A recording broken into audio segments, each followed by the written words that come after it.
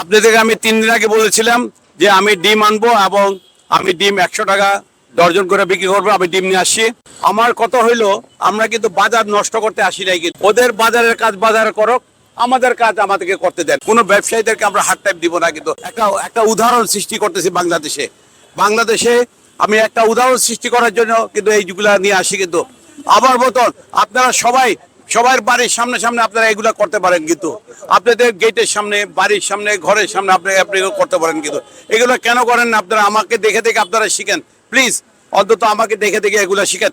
আমি আজকে ডিমের ফার্ম যাদের, মুরগির ফার্ম যাদের, এরা হচ্ছে জায়ান্ট, এরা বাংলাদেশের ওয়ান অফ দ্য জায়ান্ট। এদের অনেক বিশাল ফ্যাক্টরি, ডিমের ফ্যাক্টরি আছে এবং মুরগিরও বিশাল খামার আছে। এবং আমি সরকারকে অনুরোধ করব এদেরকে সাবসিডি দেওয়ার জন্য, এদেরকে লোন দিতে হবে, যে ইন্টারেস্ট ফ্রি। পোল্ট্রি ফিডের ট্যাক্স একেবারে তুলে দিতে হবে, নাইলে এই দেশে ডিম সস্তা খাওয়াতে পারবে না। কারণ এই ডিমটা হচ্ছে বাচ্চাদের প্রোটিন, মাদের প্রোটিন, প্রেগনেন্ট যারা মহিলা আছে ওদেরও বিশাল প্রোটিন, গরিব দুঃখী নিরীহ মানুষের প্রোটিন। কিন্তু এটা ডিমটা হচ্ছে লাস্ট খাদ্য আমাদের দেশের মানুষ, গরিব দুঃখী নিরীহ মানুষের। ডিমটা 100 টাকা রেটে আমি বিক্রি করতেছি সবার জন্য। দেখেন সবাই লাইন ধরছে, এটা কি তার জন্য? শিক্ষিত ছেলেরা যতদিন আপনার ব্যবসা, খাওয়ার ব্যবসাতে যতদিন শিক্ষিত ছেলেরা থাকবে, এরা কোনোদিন ভেজাল করবে না। কিন্তু ওদের একটা বিবেক আছে, কারণ ওরা নিজেরা খায়।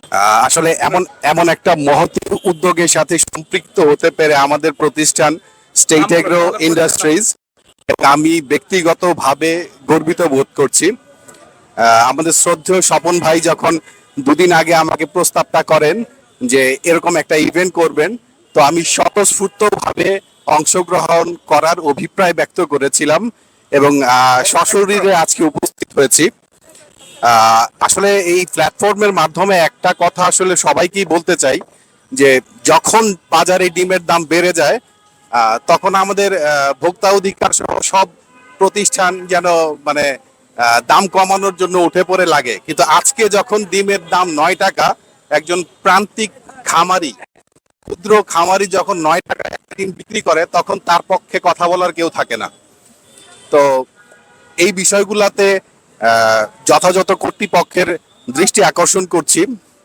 পাশাপাশি যারা আমরা পোলট্রি ইন্ডাস্ট্রিতে মানে কর্পোরেট হাউসগুলো আছি, গভর্নমেন্ট আমাদের কাছ থেকে অ্যারাউন্ড 15% ইন্টারেস্ট চার্জ করতেছে। 15% ইন্টারেস্টে এই বিজনেস করা এখন আসলেও দুরূহ হয়ে গেছে। এই ব্যাপারেও যথাযথ কর্তৃপক্ষের কনসিডারেশন কামনা করি।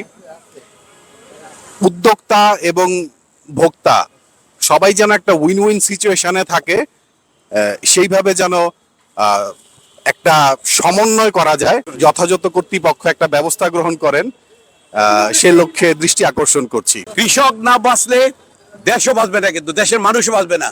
কৃষকদেরকে অনেক সাবসিডি দিতে হবে। এই যে আমি ফুলকপি গত সপ্তাহ বিক্রি করলাম, দেখেন আজকাল টেলিভিশন, পেপার, নিউজে, ইউটিউবে, ফেসবুকে দেখতেছি কৃষকরা রাগ করে কফি সব পাড়ায় ভাঙে ফেলাইতেছে। ওরা কপি ফালাইতেছে, ফুলকপি ফালাইতেছে। কেন? এখন যারা এই চাষাবাদ করছে এদেরকে এনকারেজ করার জন্য আমি সরকারকে অনুরোধ করব, ওদেরকে ফ্রি কাল্টিভেশন করাই দেওয়া উচিত, ট্রাক্টর দিয়ে ওদের চাষ করে দেওয়া উচিত, ওদেরকে সাবসিডি দেওয়া উচিত। ওরা যদি সাবসিডি না পায়, ওরা কিন্তু আগামীতে আর এই কৃষি কাজ করবে না। কিন্তু ওরা জমি ফালা রাখবে, কিন্তু কৃষি কাজ করবে না। কিন্তু আমি সরকারকে অনুরোধ করব, এদেরকে বাইচা দেখে আপনি ওদেরকে সাবসিডি দেন, ওদেরকে বাঁচান। কৃষক বাঁচলে দেশ বাঁচবে, কৃষক না বাঁচলে দেশ বাঁচবে না। কিন্তু ইম্পোর্ট করে আইনা খাওয়া আমাদের পক্ষে সম্ভব না। এত টাকা, এত বিলিয়ন্স অফ ডলার দিয়ে ইম্পোর্ট করা আমাদের পক্ষে সম্ভব না। আগে কৃষক, দেশ বাঁচবে যদি আপনারা কৃষক বাঁচান। দেশের মানুষকে বাঁচাতে হলে, গরিব দুঃখী নিরীহ মানুষকে বাঁচাতে হলে একমাত্র উপায় হচ্ছে কৃষককে বাঁচাতে হবে। কৃষক না বাঁচতে দেশ বাঁচবে না। কৃষকদের দুয়ারে দুয়ারে যেতে হবে। এই যে এগ্রিকালচার মিনিস্ট্রি, আমি অনুরোধ করব আপনারা গ্রামে গঞ্জে চলে যান, কিন্তু কৃষকদের দুয়ারে দুয়ারে আপনারা চলে যান, নাহলে কিন্তু দেশ বাঁচানো অনেক কঠিন হয়ে যাবো। কারণ এগ্রিকালচার উপরে ডিপেন্ড করতে হবে। বিদেশে যারা চাষাবাদ করে ওরা নিজেরা খাবে না আমাদেরকে খাওয়াবে? ওরা কোনোদিন দিতে পারবে না। দেখেন না, আর চারিদিকে ক্রাইসিস আরম্ভ হয়ে গেছে।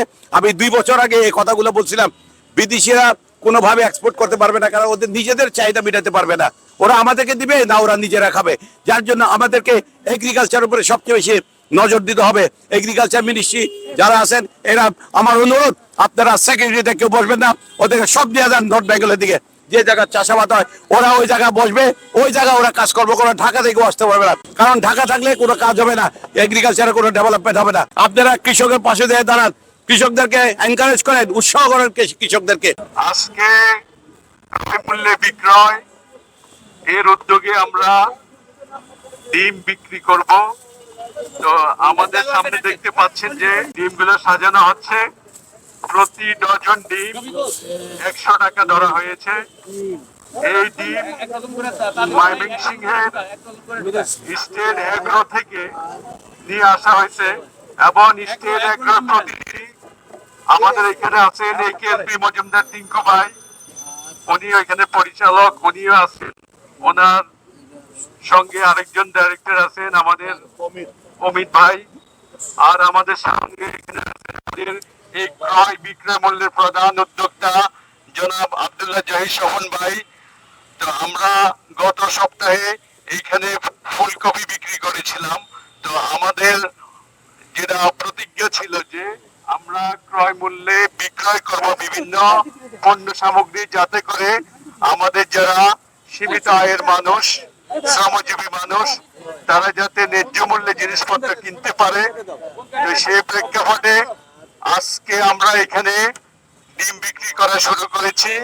তো আমাদের এখানে প্রতি ডজন ডিমের দাম, মানে 12টি ডিমের দাম 100 টাকা ধরা হয়েছে। আপনারা জানেন বাজারে ডিমের ডজন 140, 150, 140-এর নিচে মনে হয় কোথাও নেই। তো আমরা এখানে মাত্র 100 টাকা দামে 1 ডজন ডিম দিচ্ছি এবং আমরা সর্বোচ্চ একজনকে 1 ডজন ডিম দিব। কেউ 1 ডজনের বেশি দাবি করবেন না। আসলে ডিমের যে বিষয়, ডিমকে বলা হয় গরিবের প্রোটিন, যে আমাদের যে শরীরে আমিষের দরকার, প্রোটিনের দরকার, এটার অন্যতম একটা সোর্স হলো এই ডিম। তো এই ডিম যাতে পেতে পারে, সেটার জন্য আজকে আমাদের এই উদ্যোগ। ডিম সাধারণত গর্ভবতী মা, শিশু, কিশোর এবং বয়স্কদের জন্য অতি প্রয়োজনীয় একটা প্রোটিন উপাদান এবং এটা সব বয়সে সবার জন্য খুবই গুরুত্বপূর্ণ। তো মিনিমাম এই প্রোটিনের মধ্যে মিনিমাম যাতে আমাদের মানুষজন, বিশেষ করে শ্রমজীবী মানুষ, নিম্ন আয়ের মানুষ এই ডিম পেতে পারে, সেটার জন্য আমাদের এই উদ্যোগ। তো আপনারা যারা আজকে এখানে ডিমের জন্য আসছেন, আপনারা শৃঙ্খলিত ভাবে আপনারা ডিমগুলো নেবেন, কেউ তাড়াহুড়া করবেন না।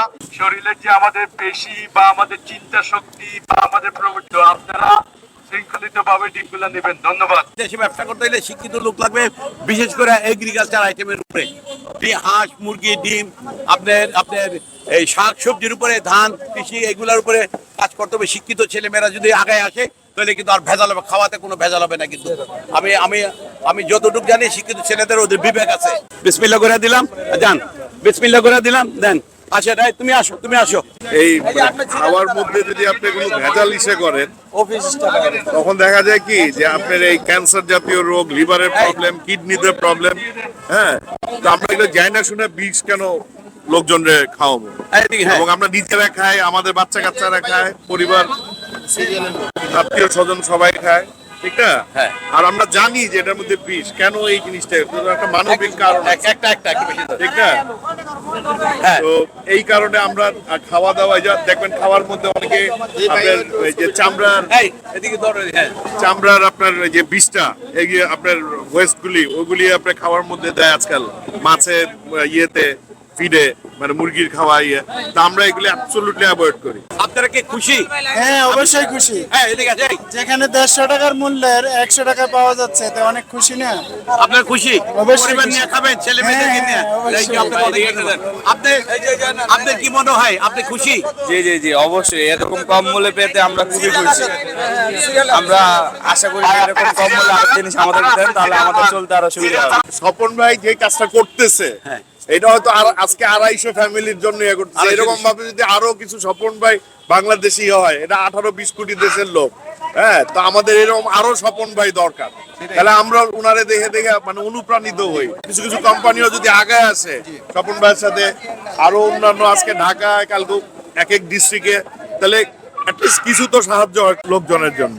বাজার দর অনেক কম দাম, তার জন্য আমরা অনেক খুশি। আপনি কি মনে করেন, খুশি হয়েছেন আপনি? হ্যাঁ, অবশ্যই। আপনি এখন আপনাদের বাচ্চাদেরকে নিয়ে খাওয়াবেন, তাই না? এত সস্তার কোথা পাবেন? না, আমাদের অনেক উপকার করেছে, অন্য কিছু দেওয়ার চিন্তা ভাবনা করে তাহলে আরেকটু উপকার আমি হবে। আগামীতে আরো অনেক কিছু দিব।